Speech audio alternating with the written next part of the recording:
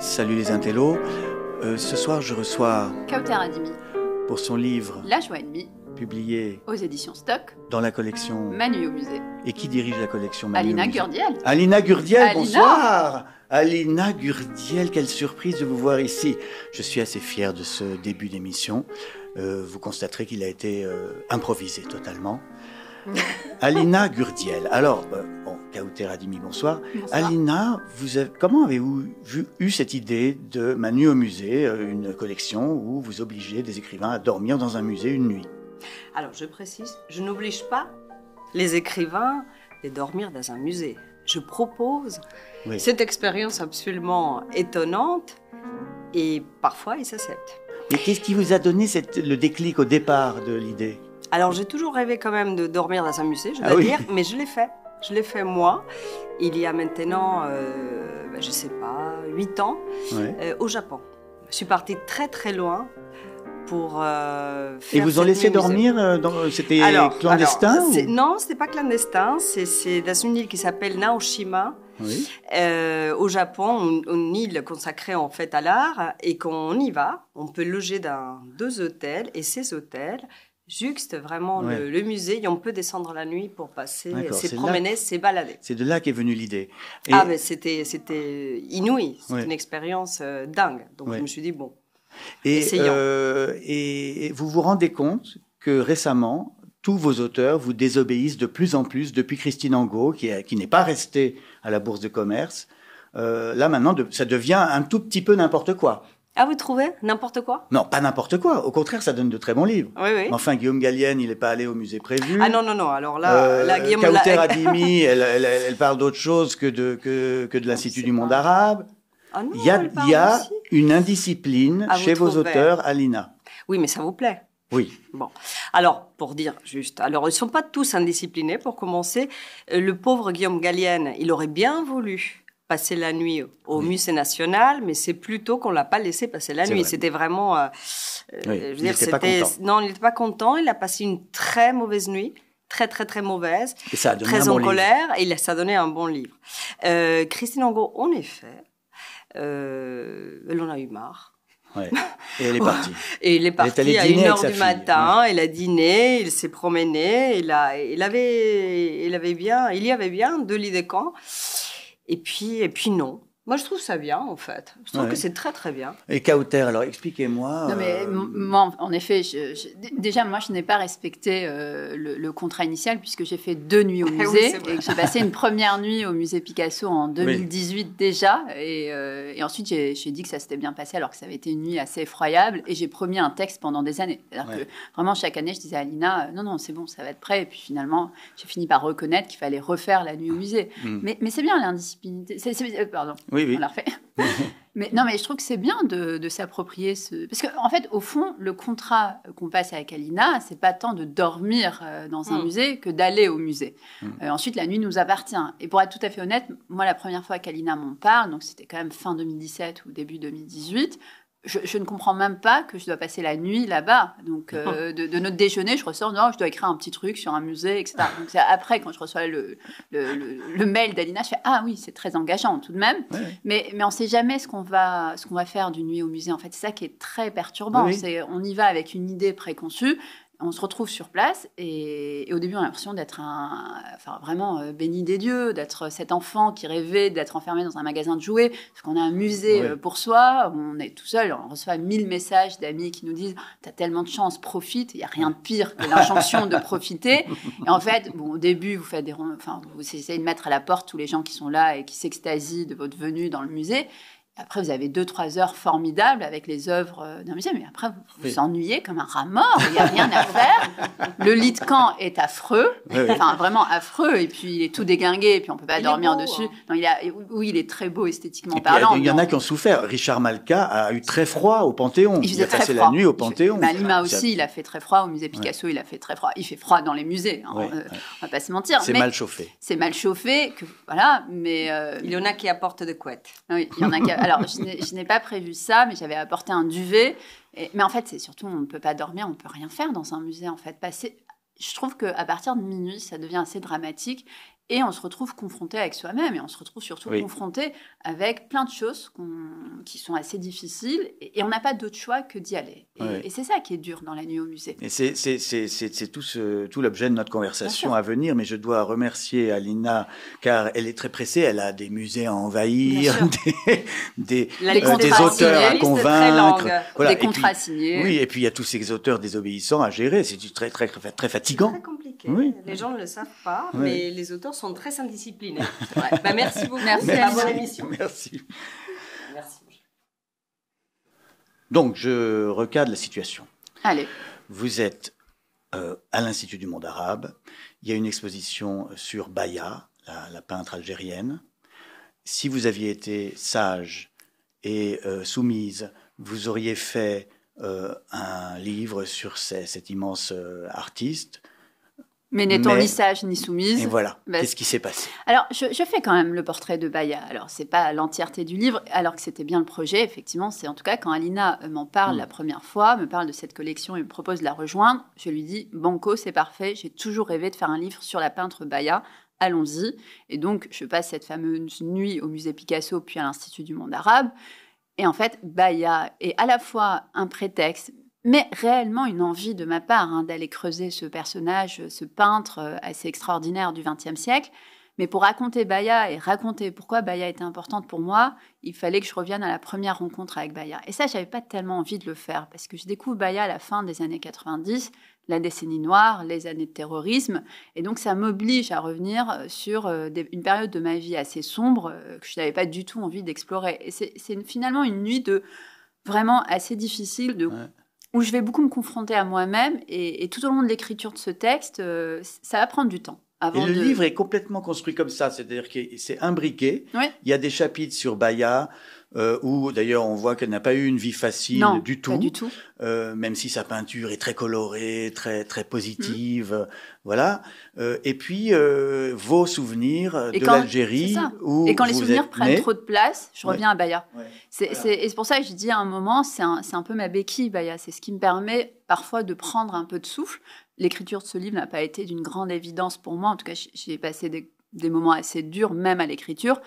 Et je pense que sans Baya, je n'aurais pas réussi à l'écrire, ce livre-là.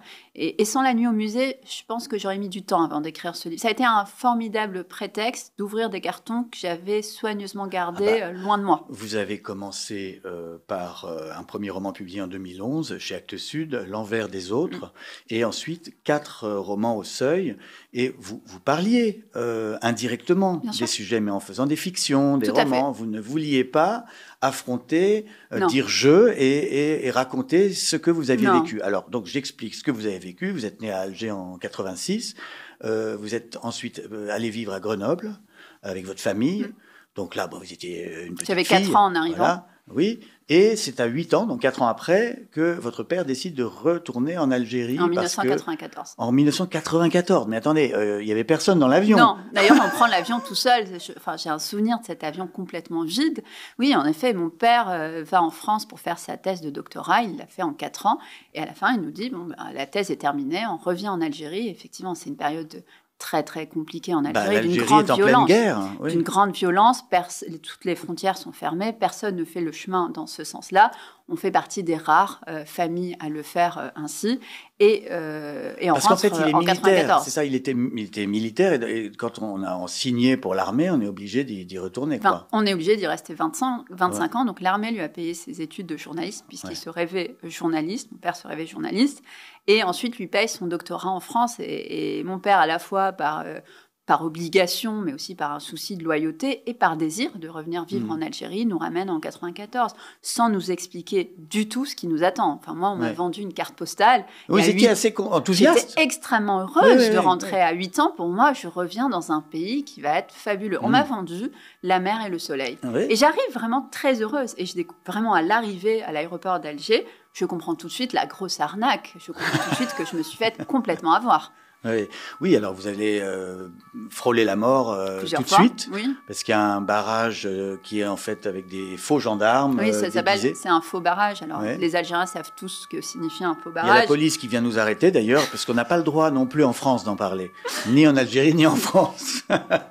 Donc effectivement, on arrive en Algérie début août 1994 et le lendemain de notre retour, on prend la route de l'Est, on va chez mes grands-parents où on est censé rester parce qu'on n'a plus où vivre en fait en Algérie, on n'a pas d'appartement, mon père cherche un lieu où on pourrait rester, un lieu sécurisé donc et sur cette fameuse route, ce jour-là, entre deux villages, on tombe sur un faux barrage. Et alors pour ceux qui ont la grande chance de ne pas savoir ce qu'est un faux barrage, c'est en réalité d'abord un vrai barrage de militaires, de gendarmes, de policiers, peu importe.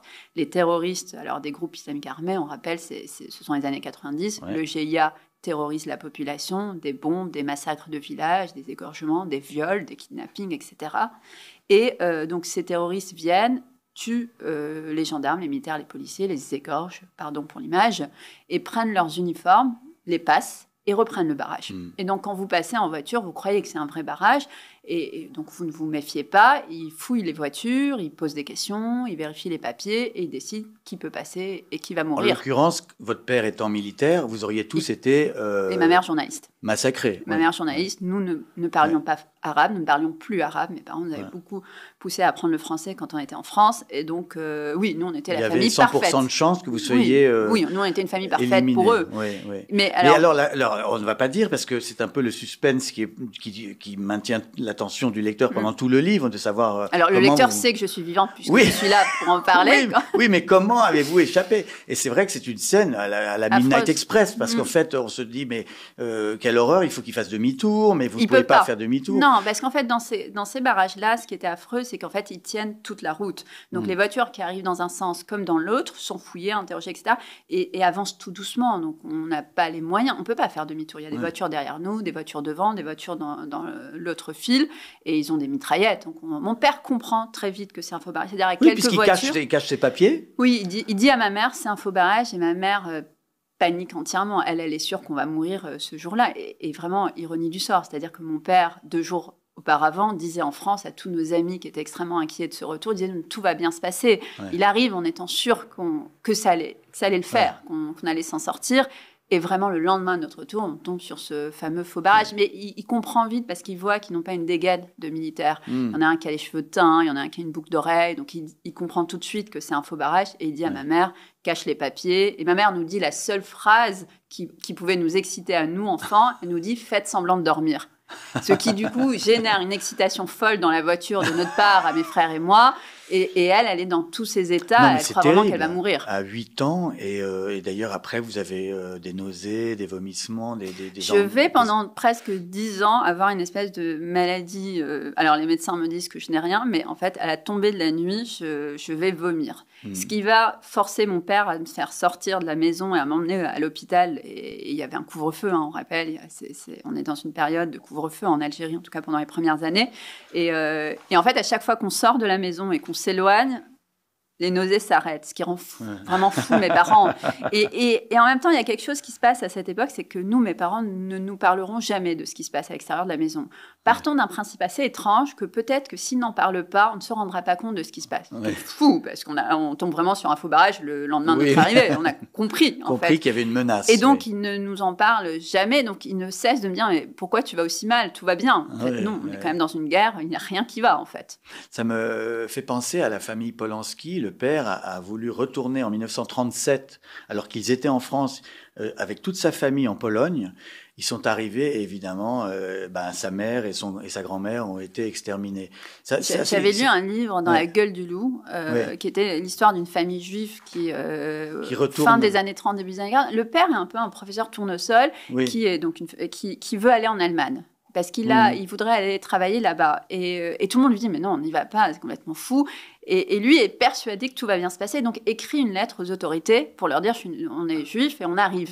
Est-ce que non, mais c'est dingue, il y a la naïveté. Mais est-ce que votre père, vous pensez qu'il a été naïf ou simplement il voulait respecter le contrat Il voulait respecter le contrat, il avait une forme de loyauté absolue. Il y a quelque chose aussi qui moi, m'avait beaucoup marqué sur les derniers mois. J'ai un souvenir, bien sûr, très flou de ces derniers mois, mais je me souviens de certaines choses, c'est que, et j'en ai beaucoup parlé ensuite à des personnes qui ont fait le chemin inverse, qui ont pu fuir dans les années 90, se sont installées en France, et depuis l'apparition de ce livre, je reçois énormément de témoignages des deux côtés d'ailleurs, et qui me disaient... De gens qui sont retournés aussi? De ceux qui sont retournés, alors non, je n'ai pas eu beaucoup de témoignages de gens qui sont retournés, mais de ceux qui étaient restés là-bas, et de ceux qui sont partis, et qui me disaient à quel point c'était dur de vivre en France, d'arriver en France, c'était presque comme des réfugiés en fait, qui étaient une guerre, mais dont on entendait, dont les Français n'avaient pas si connaissance, ou ne connaissaient pas si bien, et se retrouver un peu du jour au lendemain, et en fait, ils restaient quand même complètement connectés à ce qui se passait en Algérie. Moi, mes parents, toute leur famille était en Algérie, tous leurs amis étaient en Algérie.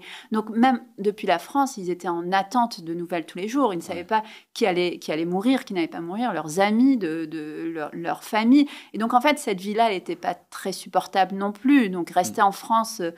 Et puis mon père ne voulait pas être un immigré. La vérité, et c'est cette vérité que je vais beaucoup aller chercher dans ce livre, c'est aussi que mon père souhaitait vivre en Algérie et souhaitait surtout que nous, on grandisse en Algérie. Ça, c'était important pour lui. Et c'est pour ça que je reviens aussi à ce que fut l'histoire de mon père, qui est né pendant la guerre d'Algérie, qui a connu la guerre d'Algérie de manière assez effroyable et qui souhaitait, quoi qu'il se passe, qu'on grandisse là-bas et donc qui nous ramène. Et après, mon père est quelqu'un de très optimiste et jusqu'au bout, il disait, mais j'étais sûre que ça se passerait bien. Alors, et ce que j'essaie aussi de faire dans ce livre, c'est de me dire, mais ce jour-là, dans cette voiture-là, qu'est-ce que tu te dis? Quand même, tu nous as ramenés 24 heures plus tôt, en étant sûr que ça se passerait bien. Je vais vous coincer. Coincez-moi. Parce que vous-même, vous êtes très optimiste. Oui. Vous écrivez là sur un sujet qui est tabou dans votre pays, dans l'Algérie, qui est la guerre civile des années 90, qui a valu pas mal d'emmerdes à Kamel Daoud, que j'ai reçu ici aussi. Et vous retournez en Algérie régulièrement. Vous y retournez même à la fin du mois d'octobre, au salon d'Alger, alors qu'aucun écrivain français n'y va. Mais moi, je suis algérienne. Oui, donc mais je peux. Algérienne et naturalisée française quand même. Et vous allez là-bas... avec une certaine confiance, je dois dire. Moi, j'ai un petit peu peur pour vous. Hein. Vous pensez pas qu'il y a un danger en retournant régulièrement en Algérie? Regardez ce qui est arrivé à Boualem Sansal. Alors, mon livre est sorti en Algérie aux éditions Barzac. J'ai la chance d'avoir le même éditeur sur tous mes livres et qui m'accompagne depuis le premier jour et qui prend les risques presque autant que moi sur tous mes livres. Ensuite, moi, je réfléchis pas tellement. On m'a beaucoup demandé est-ce que vous avez peur, etc. Déjà, je pense que tout écrivain issu des pays arabes, s'il fait bien son travail, aura un jour ou l'autre un problème avec la justice. Ça, c'est quand même... voilà. On accepte, on entre en littérature en sachant les risques qu'on prend d'entrer en littérature. Ensuite, je pense qu'il faut que ce qui est important, c'est pas tant est-ce qu'on a peur, pas peur, etc. Moi, j'essaie toujours de mesurer un peu mes risques, mais c'est quelle est l'alternative? Il n'y en a pas tellement, en vérité, si vous regardez bien. Donc, c'est soit je continue, soit j'arrête. Moi, en fait, commencer à bricoler mes livres pour me dire... ça passe, ça ne passe pas, je ne peux pas. Donc, non, en fait, ce livre, il s'est complètement imposé à... Oui, mais ce livre, il s'est imposé à moi, honnêtement. Et c'est pas cosmétique, c'est pas une coquetterie de dire, vraiment, je suis arrivée en voulant écrire sur Bayard. Moi, il y a 3 ans, vous m'auriez dit, tu vas écrire un livre sur ton histoire, sur ta famille, mais je vous aurais rayonné. Moi, je n'avais aucune envie de parler de moi. Et en plus, je ne savais même pas que j'avais une histoire à raconter. C'est ça le pire, c'est que je savais que j'avais des fêlures, je savais qu'il s'était passé des choses, mais à aucun moment, ce n'est qu'en remettant toutes les histoires bout à bout, je me dis, ah oui, on a vécu quand même tout ça. Ah oui, c'est vrai, il s'est passé tout ça. Mais je ne savais... Et donc, mais vous êtes un peu comme votre père. Je suis un peu comme vous voulez mon père. Retourner sans cesse. C'est un compliment, je le prends comme un compliment. Oui, écoutez, et puis surtout, je vais vous dire quelque chose. Moi, j'ai une confiance très forte dans les Algériens. J'ai un peu une certitude aussi d'une forme de protection nationale qui est complètement peut-être très optimiste, très naïve, tout ce que vous voulez. Mais je crois que le livre s'est imposé, il est là. Je suis très heureuse qu'il soit en librairie en Algérie. Je n'ai que de bons retours de la part des Algériens. On verra. Je vais vous faire lire la page 36, comme ça Allez. vous aurez vraiment des problèmes. Vous voulez que j'ai des problèmes? Non, pas du tout, mais assumez vos écrits, madame. Les attaques touchent d'abord les policiers, les militaires, les fonctionnaires, les étrangers, les artistes et les journalistes. Mais très vite, elles visent aussi les anonymes. Il faut abattre les chiens pour atteindre les maîtres de la maison, affirme le GIA. Les chiens, tous les Algériens qui ne sont pas eux. Les villages sont pris d'assaut en pleine nuit, les terroristes y coupent l'électricité et égorgent les habitants. Les grandes villes ne sont pas en reste, les places publiques, les marchés, les transports sont des cibles de choix. Des femmes sont arrêtées dans le bus et traînées dans les maquis où elles sont violées avant d'être égorgées, éventrées, démembrées. Les récits de ces horreurs se répandent comme une traînée de poudre. La moindre coupure d'électricité dans une maison et c'est l'effroi. Les ambassades, les instituts culturels et les lycées français ferment. Les étrangers font leurs valises et fuient. Nous entrons dans ce que nous appellerons, à défaut de trouver un terme qui fasse consensus, le terrorisme, la lutte antiterroriste, la guerre civile, les années 90, la décennie noire. Ou encore, tout simplement, ces années. Ce que j'appellerais, moi, la Grande Nuit. La Grande Nuit. Est-ce que c'est encore un sujet vraiment tabou là-bas où on peut en parler ? Alors, moi, je ne suis pas certaine de dire que c'est un sujet tabou au sens où il serait interdit d'en parler. D'abord, il faut savoir que dans les années 90, il y a eu énormément de textes publiés sur les années 90. Tous les auteurs, tous les écrivains algériens ont écrit sur ces années-là. Meïssa Bey, Boualem Sansal lui-même a écrit sur ces années-là. En fait, il est en tôle. Il est en tôle, mais pas sur ce livre-là, qui est sorti sans problème. On a Adlan Mehdi a écrit. Tous ces livres se trouvent en Algérie. Ils ont été publiés pour beaucoup en Algérie. Pas Boualem qui n'a pas d'éditeur là-bas, mais sinon la plupart des auteurs ont récemment, publié. Ça s'est un peu tendu avec Kamel Daoud. Oui, mais Ouri, le prix Goncourt de Kamel Daoud lui a causé pas mal de oui, c'est vrai. de censure. Kamel aujourd'hui n'est plus du tout le bienvenu. Il faut être très honnête là-dessus, effectivement. Et à titre personnel, je le regrette tout à fait. Je pense qu'on aurait pu faire de ce livre, en tout cas de ce prix Goncourt, le premier prix Goncourt algérien, une grande célébration, qu'on aime ou qu'on n'aime pas le livre, qu'on aime ou qu'on n'aime pas le personnage. C'est pas tant un sujet. Mais en réalité, je suis pas certaine que ce soit un tabou au sens politique du terme. Ce qui est tabou en Algérie, c'est une partie, en fait, des années 90, ce qui n'est d'ailleurs pas les années 90, mais plutôt quelque chose qui se passe dans les années 2000, c'est la réconciliation nationale. C'est le fait de ne pas remettre en cause cette réconciliation. Mais sinon, les années 90, ce qui est difficile et pas tabou, c'est d'en parler pour nous. Parce que c'est très, très, très récent, parce que c'est d'une grande douleur. Moi, vous savez, imposer ce livre à mes parents a été, même pour moi, une grande douleur. Les obliger, les forcer à lire ce livre-là était très difficile. Ma mère n'a pas réussi à dépasser cette fameuse scène du faux barrage. Elle avait mon âge. Elle avait un bébé d'1 an sur les genoux et elle pensait qu'elle allait être égorgée ce jour-là. Donc c'est très dur pour nous de venir aborder cette question, ce qui est normal. C'était pas il y a si longtemps. Moi, c'était juste hier pour moi.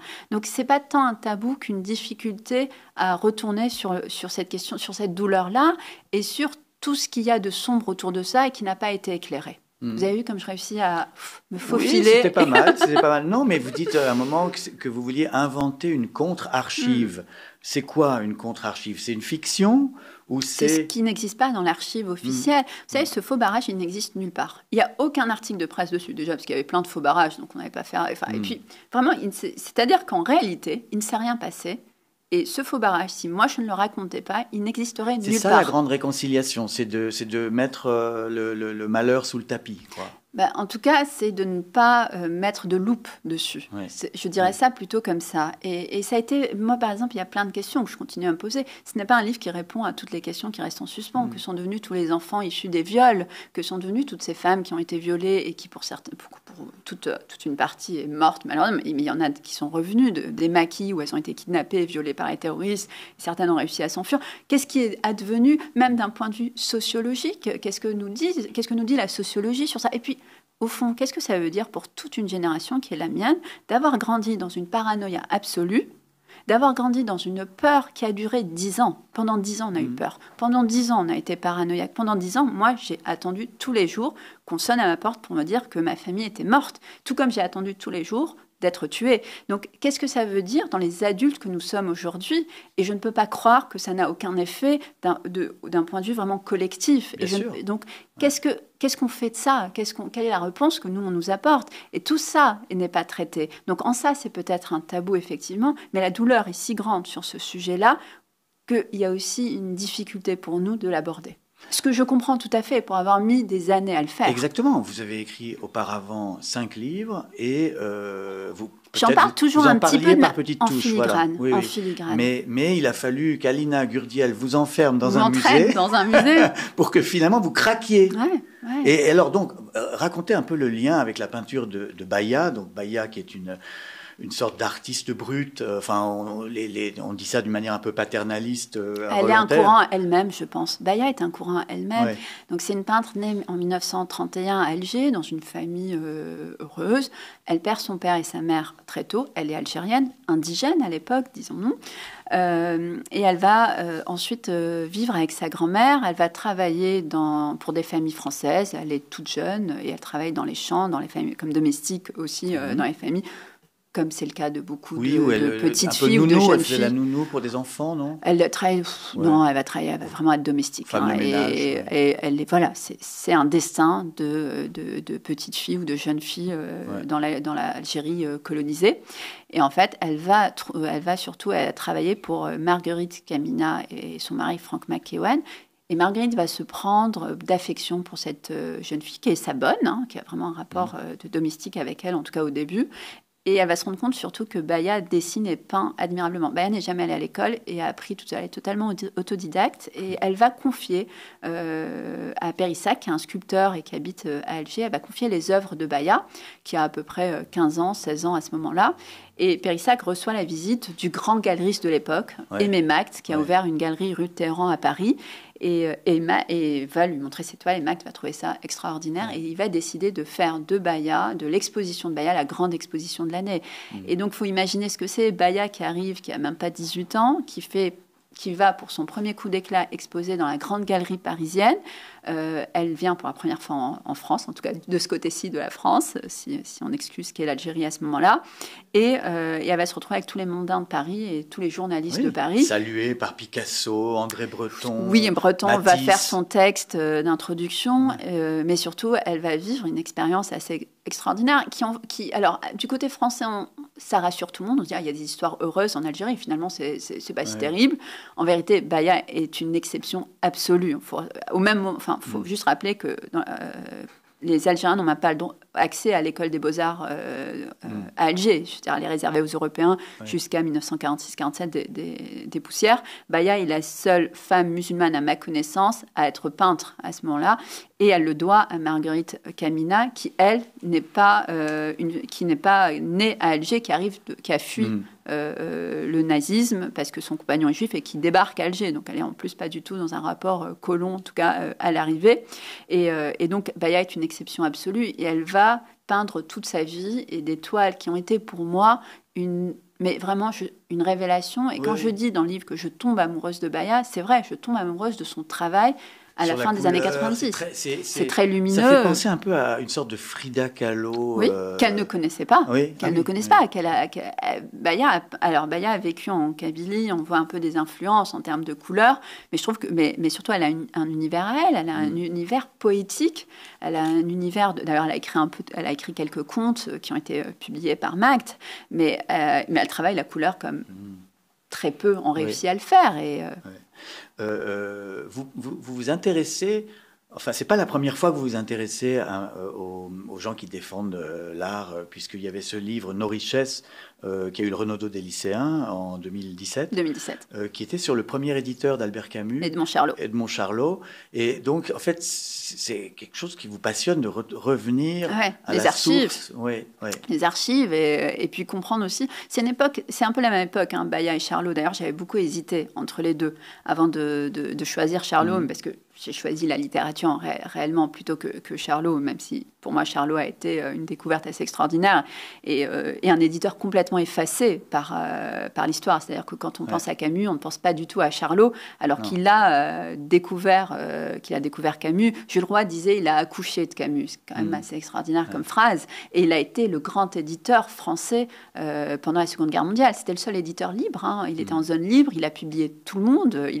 Il a été un des plus grands éditeurs, même post-guerre. Et c'était un visionnaire. Vraiment, c'était un visionnaire. Sur la question des langues, il avait des tels projets. Moi, j'avais un moment amassé tous les projets de Charlot. Il voulait faire des livres en arabe et en français, ce qui à l'époque était complètement impensable, mais il a été un éditeur assez extraordinaire. Et c'est pour ça, Baya est arrivé au même moment. Et quand Alina vient me proposer ce projet, je dis banco, c'est l'occasion de raconter Baya, que je n'avais pas pu faire à l'époque. Et donc, et je me dis, en fait, ce qui est intéressant dans Baya, c'est que, par exemple, comme Charlot, elle a été en quelque sorte effacée. Pas autant que Charlot, parce qu'elle est très connue, Baya, en Algérie, mais il y a quelque chose autour de Baya qui est fascinant, c'est que à chaque fois que j'ai parlé de Baya avec des conservateurs de musée, mais même avec le fils, dans la biographie du fils Magd, ils disent tous la même chose, mais elle s'est mariée, elle n'a plus jamais peint. Ce qui est complètement faux. Oui. Ce qui est une légende urbaine c'est un storytelling, absolue. quoi. Ça rajoute à sa légende. Mais c'est complètement faux. C'est-à-dire,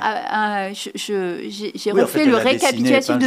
Mais elle a peint jusqu'à la fin de sa vie. Et surtout, elle a exposé jusqu'à la fin de sa vie. Et elle a voyagé jusqu'à la fin de sa vie. Elle est venue plusieurs fois accompagner ses tableaux en France, mais elle a exposé un peu partout.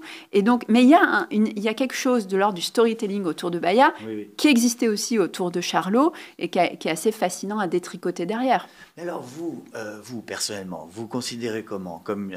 Vous êtes algérienne, française, vous êtes une exilée, vous êtes quoi, une émigrée, vous êtes une intégrée, je ne sais pas quoi dire. Alors moi, vous dites à un moment en décalage. Je suis en décalage. Oui, mais surtout en décalage horaire. Je suis 3 fois immigrée. J'ai immigré à 4 ans en France. Oui. J'ai immigré de nouveau en Algérie et je me suis sentie très longtemps immigrée. Ah non, pas du tout. Mon père avait beau me dire c'est ton pays. Voilà, j'ai mis du temps. Vous ne parliez pas arabe? J'ai dû réapprendre à parler arabe. J'ai dû réapprendre aussi à vivre dans ce pays-là, qui était complètement différent, en guerre, mais aussi complètement différent. Puis j'ai immigré de nouveau quand je suis venue à Paris pour mon master, il y a quelques années. Donc je suis une immigrée, 3 fois immigrée. Mais moi, j'adore être étrangère. Et je sais que ce n'est pas du tout dans l'air du temps, mais j'adore être étrangère. C'est quelque chose qui me plaît beaucoup.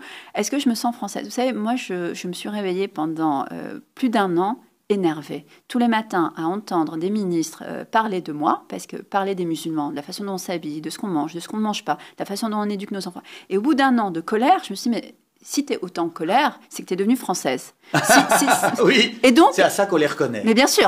Et donc, il faut faire quelque chose de ça. Et longtemps, moi, j'aurais pu me faire naturaliser il y a très longtemps. Je ne voulais pas, pour plein de raisons. La première étant que je ne me sentais pas française. Pas du tout. Donc, je ne voulais pas devenir française puisque je ne me sentais pas française. Et la deuxième raison, c'est que devoir aller pointer à la préfecture de police de Paris, qui est affreuse, et celle de Boulogne est aussi affreuse. Toutes les préfectures sont assez affreuses, en tout cas en région parisienne. C'est-à-dire être ramené à cette relation, à cette façon de nous... J'allais même pas dire de nous accueillir, mais de nous traiter, parce qu'on n'est pas du tout dans l'accueil. Moi, me rappeler toujours la réalité des étrangers en France et d'être avec un titre de séjour, me rappeler cette réalité-là. Et je trouvais que ça me permettait quand même de continuer à être assez lucide sur le pays où je vivais. Et donc, tout ça m'a beaucoup empêché pendant des années de me faire naturaliser. Et cette colère, je me suis dit, je veux impérativement pouvoir voter aux prochaines élections, donc aux dernières élections. Voilà. Donc, je voulais voter contre Emmanuel. Oui, je voulais pouvoir voter contre Emmanuel Macron. Et donc, comme beaucoup, j'ai voté pour Macron au deuxième tour. Second tour. Absurde, évidemment. Mais c'était vraiment un moment, il fallait faire quelque chose de cette colère. Et j'en ai fait... Mais un droit de vote. D'être toujours étrangère partout, c'est pas ça, être écrivain? C'est-à-dire de regarder la réalité un peu de l'extérieur? Oui, mais d'être un peu... Oui et non. C'est-à-dire à la fois, moi, être loin d'Algérie me permet d'écrire plus sereinement. Et en même temps, j'ai toujours besoin d'y retourner pour écrire. C'est très étrange. C'est-à-dire je vais chercher quelque chose là-bas et je reviens. Et, mais il se passe quelque chose pour moi quand j'arrive là-bas. Il se passe quelque chose, c'est assez vertueux et c'est assez salutaire pour moi d'écrire de là-bas aussi. Sinon, je pense que je serais un peu décalée. Ça, alors vraiment, s'il y a une chose qui m'effraie, c'est d'être décalée sur ce que je raconte sur l'Algérie.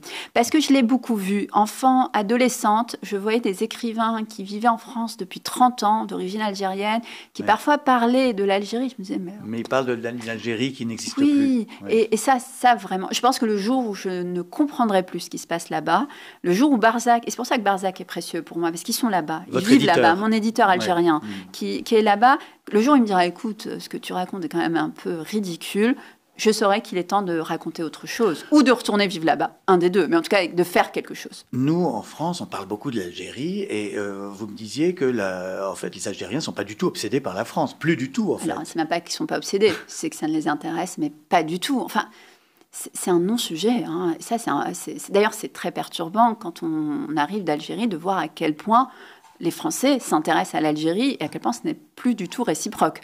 Si ça l'a été un jour, sans doute ça l'a beaucoup plus été après la guerre d'indépendance. Mais en tout cas, aujourd'hui, non, pas du tout. Mais je le vois même dans ma famille. Moi, j'ai 2 frères j'ai un frère qui vit au Japon, un frère qui vit en Algérie.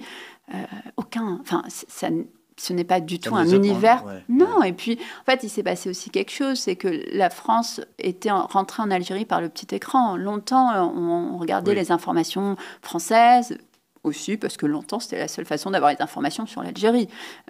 Aujourd'hui, les réseaux sociaux ont complètement grignoté ça, mais surtout les chaînes de télévision arabes. À partir des années 2000, nous, on n'avait plus les chaînes françaises à la maison. Mes parents se sont orientés sur les chaînes arabes. Ouais. Et en fait, ça a complètement cassé le petit lien qui existait avec les chaînes de télévision et donc avec une façon de voir la France, mais il n'y a pas un intérêt majeur pour la France. Puis surtout, c'est un pays très jeune, très ouvert sur le reste du monde, sur les pays arabes, sur les pays asiatiques, sur toute l'Europe, sur le Canada et les États-Unis. Donc non, en tout cas, on n'est pas du tout sur le même curseur, si je puis dire. C'est-à-dire que Retailleau est un curseur extrêmement élevé. Là où en Algérie, on regarde ça, on ne comprend même pas ce qu'il nous veut, ce Retailleau, qui est ministre de l'Intérieur. Tout le monde s'en fiche, mais alors complètement. Tous vos livres, les 6, parlent de l'Algérie quand même. Oui. Vous n'avez pas assez. Est-ce que vous n'avez pas un jour écrire sur autre chose que l'Algérie ? Peut-être. Mais bon, vous ne poseriez pas cette question en écrivant. Vos voyages en Guadeloupe, par exemple. Mais vous ne poseriez pas cette question en écrivant en anglais. Vous ne lui diriez pas tous vos livres sont en Angleterre, est-ce que vous allez écrire autre chose ? Vous voyez, c'est là où il y a un préjugé. Vous pourriez raconter vos nuits parisiennes, j'en sais rien. Elles sont extrêmement ennuyeuses, alors que mes nuits algériennes sont très drôles. Mais en fait, le fait est que ma vie en Algérie est beaucoup plus marrante et intéressante que ma vie en France, réellement. Enfin, ça fait... Non, mais c'est possible qu'un jour je raconte autre chose, pas tout de suite, pas le prochain en tout cas. J'ai pas fini de raconter ce que j'avais à raconter. Et vous savez, quand j'étais petite... Ma mère dessine très bien, et c'est un de ses talents, et elle dessinait souvent, elle prenait souvent des grandes feuilles de papier, mais des rouleaux, et elle redessinait des villes entières. Et à l'époque, je me disais, si un jour j'étais capable d'écrire toute l'Algérie, c'est-à-dire de raconter chaque histoire de ce pays-là, passé, présent, futur, d'imaginer tout ce qui se passe dans ce pays-là, j'aurais réussi ma vie. Bon. Il faut continuer. Donc je n'ai pas terminé, désolée. Oui. Votre entrée en littérature est étonnante parce que vous êtes sélectionné dans un concours de quoi ? De nouvelles. Le prix de jeune écrivain. Vous avez gagné ? Ouais, mais c'est assez absurde. En fait, je vois une affiche. Non, c'est pas absurde. Non, mais la raison est absurde. C'est que je vois une affiche. Vous avez été publié grâce à ça ? Oui, mais je vois une affiche, je suis à l'université, je viens de rentrer, je m'ennuie comme un rat mort, je fais la fac d'Alger, je choisis littérature française parce qu'en fait, j'ai juste envie de lire, puis que mon père m'a forcé à aller en cursus arabophone. Il ne voulait pas que je sois en cursus francophone. Il voulait que j'ai un bac algérien en arabe. Donc en fait, pendant quand même des années, c'est comme si j'avais été droitière et qu'on m'avait forcé à écrire avec la main gauche. Donc j'apprends l'arabe, je fais mes études en arabe, mais le jour où j'ai mon bac, je décide de revenir au français. Pas du tout avec un enjeu, ni d'être écrivain. D'ailleurs, je vais vous dire un truc, moi je n'avais jamais vu d'écrivain de ma vie, et les seules affiches d'écrivains que j'avais vues, c'était des hommes morts. Donc étant une femme et vivante, à aucun moment je me dis que je vais devenir écrivaine. Mais je vois une affiche. Et l'affiche, elle disait, concours du jeune écrivain, si vous gagnez, vous allez en France pour le voyage de Toulouse. Je n'étais pas revenue en France depuis 1994 et nous sommes en 2005-2006. Ouais. Et si on perd, on reçoit des livres. Et je me suis dit, dans tous les cas, je gagne quelque chose. Oui. Et je me dis, mais si je gagne, je vais en France, je vais avoir un visa. Parce que... Oui, obligé. En fait, vous êtes français, donc vous ne connaissez pas. Voilà. C'est d'ailleurs, honnêtement la chose qui me crispe le plus au monde, c'est un Français qui se plaint de devoir demander un visa. C'est-à-dire que nous, Algériens, il nous faut vraiment un visa pour presque tous les pays du monde. Donc en fait... Oui, mais c'est compliqué pour nous pour aller en Algérie. En Algérie, il vous faut un visa comme il nous faut un visa. Bon, ok, oui, d'accord. L'Algérie applique la réciprocité. Enlevez-nous les visas, on vous enlèvera les visas et on sera tous très heureux de pouvoir voyager. Et là, j'ai tous les gens réac qui tombent de leur chaise. Je rappelle que les visas ont été mis en place que dans les années 90 et qu'avant ça, il n'y avait pas de problème. Mais bon. Et donc, je me dis, je peux... Alors, vous voyez, c'est là où c'est affreux, c'est que je concours pour ça. Je ne concours pas pour être publié. Ça ne veut rien dire pour moi. Je vais vous dire, même quand je reçois le prix de la vocation 2011, je me retrouve avec Christophe Onodibio, je me retrouve avec Éric Orsena, mais je ne comprends rien à ce qui m'arrive. Je ne comprends pas qui sont ces gens, je ne comprends rien au prix littéraire, je me retrouve sur la terrasse de Publicis et on me dit vas-y, souris. Et heureusement, j'ai Pierre Ducreuset à mes côtés qui est coloréa avec moi et qui me décrypte un peu ce qui se passe. Mais non, en fait, et donc j'ai ce prix du jeune écrivain et j'arrive à Toulouse en 2006. Et c'est un choc absolu dont personne n'a conscience. Je suis partie en 94, je reviens en 2006. C'est la fin, c'est quasiment c'est la fin de la décennie noire et je suis à Muret, à côté de Toulouse, pour le prix du jeune écrivain. Et c'est le début de et cette c'est le carrière. Début. En fait, c'est ce qui se passe. C'est une belle histoire, en fait. Alors, qu'est-ce que je voulais vous demander d'autre? Pardon. On va passer à Devine tes citations. C'est quand même le jeu mythique. Donc, je vous lis des phrases de vous et vous devez me dire dans quel livre vous avez écrit ceci. Attention, c'est parti. Bon, c'est facile. Je n'aime pas Grenoble. Je hais la montagne, la combi de ski qui gratte, le sandwich au thon écrasé au fond du sac, la neige dans les chaussures. La joie et demie. La joie et demie, 2025. C'est marrant parce que la haine du ski, vous avez ça en commun avec Françoise Sagan. Affreux. Elle détestait les sports d'hiver. On ne comprend même pas le principe. Elle disait... Il n'y a rien qui va. Oui, elle disait c'est le contraire de la mine. Au lieu de descendre dans du noir, on monte dans du blanc. Oui. Mais ça n'a... Enfin, moi, Pourtant, 4 ans à Grenoble. Parce qu'à chaque fois que je dis je n'aime pas le ski, je me dis mais c'est normal, l'Algérie.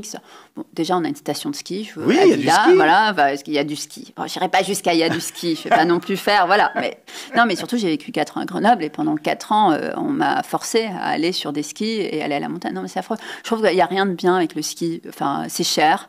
On a froid. On a froid aux oreilles. On a froid partout. On n'a aucun intérêt. On tombe. C'est un sport dangereux et puis c'est pas écologique pour un souffle. Ça n'a aucun intérêt. Autre phrase de vous.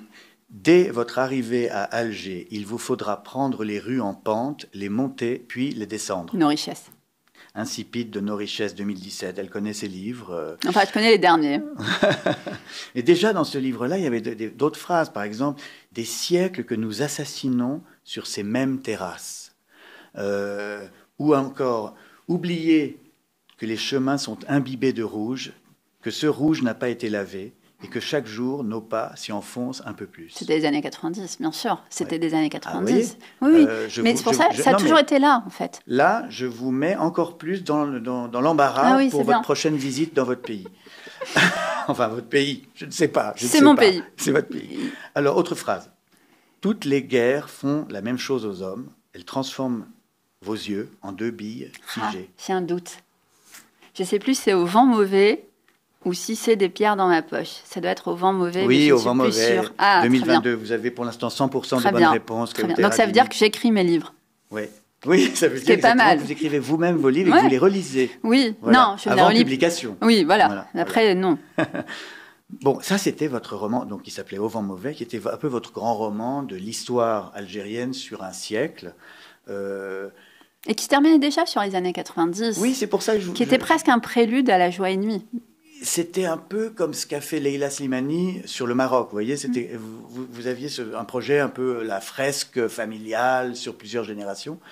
Et alors, quelle est la différence quand on écrit un roman sur un sujet et une confession sur le même sujet? Il n'y a aucune différence. Et même, si, quand même, dans la forme.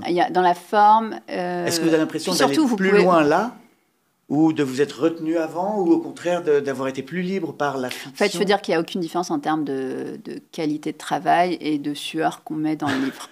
C'est pas plus rapide de faire une nuit au musée. Ça m'a pris autant de temps. En revanche, il y a une nécessité de sincérité qui n'est pas le cas dans la fiction. On peut complètement remodeler, réinventer, agencer, etc. Là où, dans un texte personnel... Tout de même, moi j'ai été tentée d'effacer un de mes frères, par exemple, qui me servait à rien dans le livre. Le bébé, il sert à rien. Il a 1 an. Qu'est-ce que vous voulez que je fasse de ça? Pas grand-chose en réalité. Mais je me suis abstenue par sincérité. Vous avez bien fait. Parce que l'idée qu'il y ait un bébé dans cette voiture, ça ajoute. Ça ajoute au thriller. C'est vrai, c'est vrai. Mais voilà. Donc en plus avec une problématique, on a tous les 4 des prénoms affreusement difficile à retenir, qu'en plus j'avais pas envie de me coltiner tous les prénoms dans le livre. Enfin, donc je me suis dit ce serait quand même plus simple si on était 2 ou 3 en fait, plutôt que 4. Mais donc il y a une obligation de sincérité qui est pas tout à fait la même. Il y a une sincérité dans la volonté, dans la fiction, alors qu'il y a une sincérité dans le propos, dans le récit. Ça a l'air très intelligent ce que je viens de dire. Je suis très fière de moi. C'était bien, bravo. Alors que c'est la première fois que je dis cette phrase. Non, et voilà. Donc ce serait ma réponse. Alors, autre phrase. Page 119, paragraphe 3, ligne 10, il y a une coquille. Je n'ai rien à ajouter, bonne chance pour ton livre. Ça, c'est un texto de mon père, et c'est dans La joie et demie. Ouais. Véridique. Pourquoi cette fin? Est-ce que vous pensez que le fait qu'il vous critique juste pour une coquille et qu'il dise « j'ai rien à ajouter », c'est qu'il a compris ou qu'il s'en fout? Ah non, il s'en fout pas. Mon père ne s'en fout pas du tout. Et mon père est assez marrant. C'est pas forcément l'image que je donne de lui dans le livre, mais il est assez marrant. Et non, c'est de dire... Ça veut dire que tu as bien fait de le faire? Je vais vous dire ce que ça veut dire. Ça veut dire je répugne à toucher à ton livre, parce que c'est ton livre, et je ne ferai jamais le censeur. Et ça, c'est assez étonnant parce que mes parents sont très intrusifs sur absolument tous les sujets, mais sur la littérature, il y a un tel respect de ce qu'est la littérature qu'ils n'ont jamais eu une seule volonté de changer ne serait-ce qu'un mot. Et donc, c'est ça que ça veut dire pour mon père. C'est ton livre, c'est ta vision, c'est ta façon de le raconter. Il est à toi. Ou alors, il a prévu d'écrire lui-même un livre et il n'a pas envie de me raconter l'histoire. Ce qui est tout à fait probable aussi. Non, mais parce que vous dites quand même souvent dans ce livre que c'est terrible d'emmener sa famille dans un pays en guerre. Parce qu'il aurait pu nous laisser, par exemple. Il aurait pu rentrer tout seul. Oui. Et il aurait pu, lui, nous laisser. Ma mère ne voulait pas rester sans lui. Et il ne voulait pas nous laisser, nous, là-bas, chez des amis qui avaient proposé de nous garder. Donc, c'est pour ça qu'en fait, quand il dit « je n'ai pas le choix », ça, je le remets beaucoup en question, parce que c'est pas tout à fait vrai. Il n'avait pas le choix pour lui. Il y avait plein d'autres hypothèses et possibilités. Oui, mais il vous dit « je t'ai offert un pays ». Voilà. Et c'est ça la vraie phrase. C'est ça la vraie volonté de mon père. C'est qu'il souhaitait nous offrir l'Algérie et il souhaitait que je puisse considérer ce pays comme le mien. C'est pour ça que tout à l'heure, quand je vous dis « c'est chez moi », c'est pas un côté patriotique, nationaliste, à la con, etc. C'est que je veux dire par là que ce pays n'appartient pas seulement à son gouvernement. Il nous appartient à nous tous. On a conquis le droit de pouvoir dire qu'on est algérien. On l'a conquis, enfin, pas moi, mais en tout cas, plein de gens sont morts pour que moi, je puisse avoir un passeport et que je puisse retourner là-bas. Et donc, quand je dis que j'y retourne et que la question de la peur est en fait assez accessoire, c'est que je veux dire par là qu'en fait, il n'est pas question que je lâche sur ça. Moi, je l'ai quasiment payé à prix de sang, ce droit de retour. Je suis revenue en 1994, j'ai failli mourir un nombre incalculable de fois. Réellement, je veux dire, à quelques secondes près, au moins 3 fois, il n'est pas question qu'on m'enlève le droit de revenir chez moi. Quand Kamel Daoud dit « un jour je reviendrai », je comprends ce qu'il veut dire par là. C'est qu'on n'a pas arraché la possibilité de retour dans ce pays-là, pas après tout ce qu'on a vécu. Alors, c'est indiscret, mais il y a eu la fois avec le barrage. Les 2 autres fois où vous avez failli mourir, c'est quoi? C'est que vous entendez des gens qui s'approchent de la maison? Non, c'est anecdotique. C'est dans un train où vraiment j'ai une balle qui me passe au-dessus de la tête alors que je suis avec ma tante. Chose que je n'ai jamais racontée à mes parents. Et la dernière, je ne leur ai jamais dit, mais c'est le dernier attentat que je vis. Je suis à l'université et j'arrive pas à monter dans un bus. Alors, il s'avère qu'il y a un truc qui s'appelle le COUS en Algérie, qui est un bus d'étudiants qui va d'université de campus en campus. Et je sèche les cours. Parce que je suis à la fac, je sèche les cours, je vais rejoindre mes copains, mes potes dans le centre de la ville. Et donc, je prends un bus, je n'arrive pas à le prendre, donc je monte dans celui d'après. Et il y a un kamikaze au niveau pas loin d'Elbiar qui rentre dans le premier bus et qui se fait exploser. Et juste derrière, enfin, juste devant moi. Et voilà, c'était le dernier attentat. Et donc, j'ai le souvenir du bus et j'ai le souvenir d'après. Parce qu'en fait, le bus dans lequel je suis, comme le premier bus se prend ce kamikaze, va dévier de sa route. Ça, je me souviens très bien de la déviation de la route, du chemin de la côte qu'on prend finalement, alors qu'on n'était pas du tout censé passer par là. Mais j'ai aucun souvenir du chaos. Vous n'avez pas regardé par la fenêtre? Non, j'ai vu, mais c'est comme pour le faux barrage, c'est des souvenirs qui m'échappent, alors que autant le faux barrage, j'ai 8 ans. Et vous savez ce qui se passe avec le faux barrage? Pourquoi à ce point, j'arrive quand même à m'en souvenir? Parce que ma mère dit une phrase qui rentre dans les annales familiales. Dans ce faux barrage, on racontera pas tout, mais quand à un moment mon père arrive vers ce faux barrage, il serre le frein à main, il ouvre la portière, brusquement, il a une arme à la main et part en courant vers les terroristes. Ma mère se penche et lui crie « N'y va pas, tu es en congé ». Et cette phrase, elle est restée... Elle lui dit ça comme s'il prenait un appel. Et ça nous a... Mais c'est ça qui... En fait, c'est ça qui a figé ce souvenir. C'est ça qui fait qu'on n'a pas oublié ce souvenir. Mais ce truc alors à la fac... le bus, je pense que vous l'avez effacé. Mais je l'ai effacé alors que j'ai 20 ans. Il n'y a aucune raison que j'oublie ça. Mais... Je l'ai effacé et c'est très dur d'y retourner. Et peut-être qu'un jour, ça reviendra. Je continue sans transition. Phrase de vous. Où avez-vous écrit ceci? Parfois, c'est tout ce dont on a besoin, pleurer avec quelqu'un. Non, j'ai pas écrit ça. Si. Non. Si. Attendez. C'est pas... Pourquoi vous trouvez ça con? Ouais, non. Attendez, et puis surtout, ça me ressemble pas. Non, je le fais dire à quelqu'un, c'est affreux. Peut-être c'est un personnage. Attendez. Au vent mauvais? Non, c'est des pierres dans ma poche. Ah oui, elle 2016. Pleure avec Clotilde. Tout à fait, j'avais oublié. Oui. Alors, ce titre, des pierres dans ma poche, ça fait une allusion à Virginia Woolf qui s'est suicidée comme ça, en allant dans une rivière. Vous avez voulu vous suicider, vous? Non, écoutez, moi j'ai un appétit de la vie incroyable. Mais ce qui est normal par rapport aux années 90. Donc non, moi je ferai toujours tout pour survivre et pour vivre aussi longtemps que possible. Attention, parce que là je vais aller dans une question à la Léa Salamé. Allez. Vous êtes prêts ou pas? Oui, je vais bien. Non, c'est pas... non, c'est pas ça, c'est pire.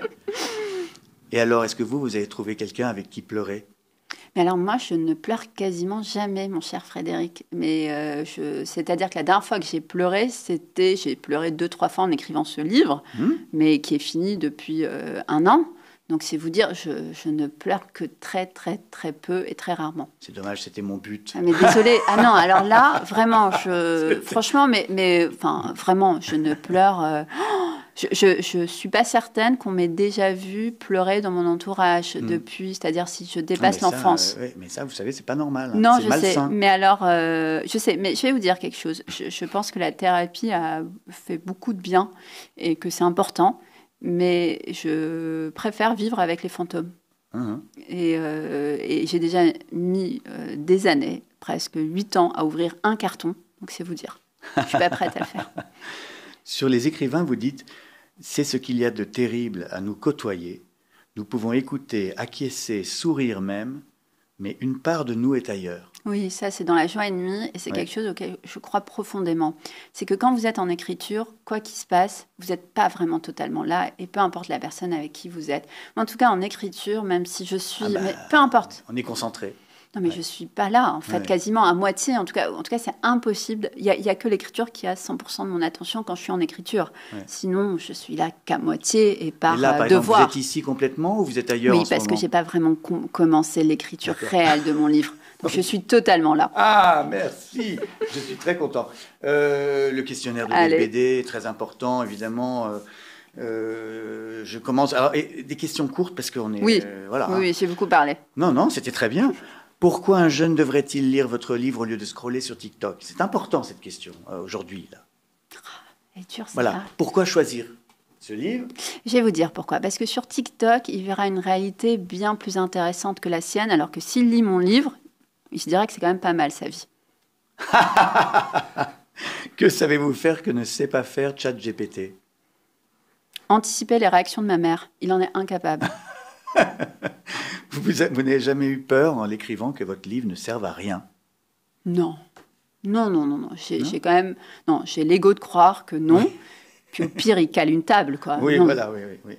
Pensez-vous qu'un écrivain doit être gentil? Non. Enfin, non. Un écrivain doit être vrai. Au sens où il doit écrire quelque chose qui vient des tripes.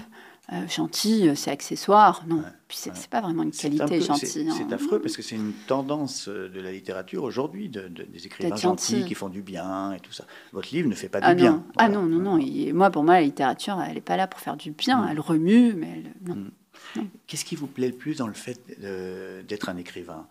La solitude, la folie ou la pauvreté? La solitude. Oui, la solitude. Vous savez, moi, je peux écrire toute la nuit. Et ça m'arrive très souvent d'écrire vraiment toute la nuit et d'enchaîner avec une journée. Aucun problème avec ça. Je suis incapable de rester à un dîner après 22 heures. C'est être avec du monde le soir, la nuit, ça m'est tout à fait impossible. Alors que être seul et écrire, ça, c'est très bien. C'est un luxe. Oui. Avez-vous déjà écrit en état d'ivresse? Non, jamais. En état de stress, beaucoup. Mais en état d'ivresse, non. Que pensez-vous de la critique littéraire, qui est plutôt gentille avec vous en ce moment? Est-ce que la critique, c'est un mal nécessaire ou une perte de temps? Non, c'est un mal nécessaire. Je trouve ça très bien, la critique, même quand elle n'est pas gentille. Et ça m'est arrivé. Ah oui? Oui, ça m'est arrivé quelquefois, mais c'est le jeu. Enfin, et puis c'est très bien, ça veut dire que c'est honnête. Et ça apprend des choses? Non. Enfin, ça apprend des choses au lecteur. Si quelqu'un dit du mal d'un de vos livres, ça ne vous aide pas? Non.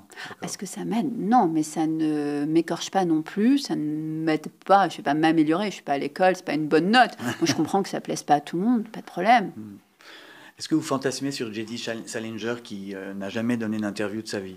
Je trouve que c'est un luxe. Et oui, alors est-ce que je fantasme? Non, mais je trouve que c'est un luxe. Parce que vous êtes... Que j'aimerais avoir un jour. On vous invite un peu partout, vous pourriez dire non. Je dis non à plein d'endroits et à plein de gens. Oh, alors merci d'être là. Avec plaisir. Un roman doit-il réparer le monde? Non, enfin pas pour moi, je ne vois pas comment en fait. Mais un roman peut être un écho au monde et je pense qu'on comprend mieux le monde ou une partie du monde avec un roman. Il ne répare rien. Il faut sortir de ça. Quel est votre chef-d'œuvre? Oh, je ne l'ai pas encore écrit. Je pense que ce livre est peut-être mon meilleur, honnêtement.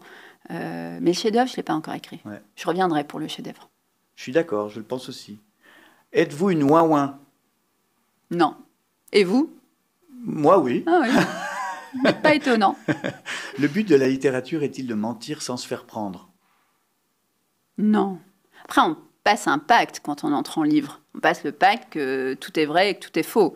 C'est-à-dire que tout est vrai dans la sincérité la plus absolue de l'envie de raconter une histoire, et que, mais ça vraiment, et tout n'est pas tout à fait vrai au sens de l'archive. On en revient à ça. Mais par exemple, là, vous avez besoin de créer cette attente avec le faux barrage où on se demande comment vous allez vous en sortir. Et du coup, c'est une manière un peu à droite de raconter l'histoire. Oui, là. Mais c'est pas un mensonge. Non, c'est pas un mensonge. Non, c'est pas un mensonge. Qui est le meilleur écrivain français vivant? Elle est affreuse, cette question. Oui, affreuse. Kundera. Ah, mais il est mort, je veux un vivant. Non, l'homme est mort, mais l'écrivain est vivant. Donc ça marche. Kundera. Vous savez que je l'ai rencontré? Oui, moi aussi. Mais moi, je ne savais pas qui c'était. Ah bon? Ouais, après ce fameux prix de jeune écrivain, je le croise dans un café. Il me dit, je suis écrivain. Je lui dis, moi aussi. Et je suis Milan Kundera. Je lui dis, je suis Kauter Adimi. Et ouais, c'était en 2007, je crois. Ça a dû le faire marrer. Oui, c'est bien marré. Ouais. Si vous étiez très riche, arrêteriez-vous d'écrire? Non, mais j'écrirais face à la mer. La phrase de vous dont vous êtes la plus fière? C'est très égocentrique comme question. Oui, mais c'est écrit par un égocentrique. Le talent n'est rien, il faut de l'inspiration et de l'ambition. C'est dans Picsou. Je me l'approprie. Avez-vous menti durant cette conversation? Pas autant que je pensais. Non. La question Fahrenheit 451, imaginons un monde où les livres sont interdits, comme peut-être parfois en Algérie. Certains livres sont interdits. Et quel livre seriez-vous prête à apprendre par cœur pour le sauver, le transmettre? La soif d'Assia Djebar, son premier roman. Qui n'existe plus en France, qui est publié en Algérie, et c'est l'entrée en littérature d'une grande écrivaine. C'est celui que j'apprendrai par cœur. Et puis il n'est pas trop long, donc ça va. Qui est entré à l'Académie française. Qui est entré à l'Académie française, tout à fait. Vous vous présenterez un jour à l'Académie française? Oh là on dérive du questionnaire. Ça serait... Non, oui. Je ne sais pas. Honnêtement, là, je suis incapable de vous répondre. Je suis un peu jeune, peut-être encore. Je vais m'en sortir comme ça. Y a-t-il un livre qui vous a sauvé la vie? Moi, la littérature, en tout cas, m'a permis de m'échapper à la réalité des années 90. Je me suis engouffrée dans la littérature. Ah oui, parce que... Vous lisiez énormément là-bas? Énormément. En tout cas, ce que je trouvais, et je n'en trouvais pas beaucoup. J'ai commencé à écrire à 8 ans un livre, parce que je ne trouvais pas de livre et que je voulais lire quelque chose. Donc je me suis quand même beaucoup cachée dans la littérature pour ne pas affronter le réel ou m'échapper du réel, qui était assez affreux.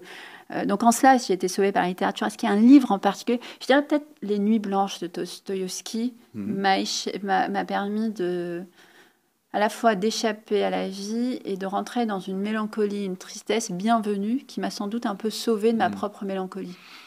Voilà. Quel est votre âge mental? Moi, j'ai 22 ans en être humain et j'ai 70 ans en écrivaine. J'attends avec impatience d'être âgée parce que j'ai tout à fait une vie de vieille dame. Y a-t-il... c'est aussi une nouvelle question. Y a-t-il un de vos livres que vous regrettez d'avoir écrit ou que vous écririez autrement? En tout cas, tous mes livres, sans doute, je rajouterai des choses. Pas écrire autrement, mais je rajouterai des choses. Il n'y a aucun livre que je regrette d'avoir écrit. Non, je les assume tous. Le jour où je regretterai un livre, je demanderai à mon éditeur de cesser de le vendre. Oui, mais il ne voudra pas. Sans doute. Merci infiniment, Kauter Adimi, d'être venu discuter nonchalamment de sujets horriblement graves.